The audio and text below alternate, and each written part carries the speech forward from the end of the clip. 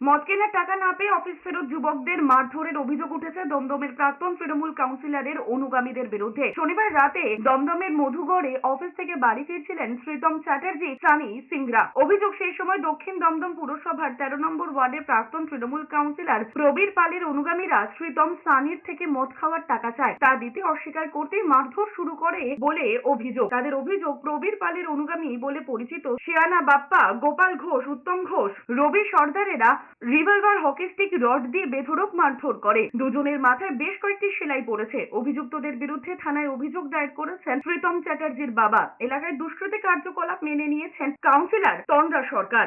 সংলগ্ন মিলন চক্র ক্লাবের সামনে দিয়ে আমার বাড়ি, এখান থেকে যখন আসে কয়েকজন দুষ্কৃতী, তারা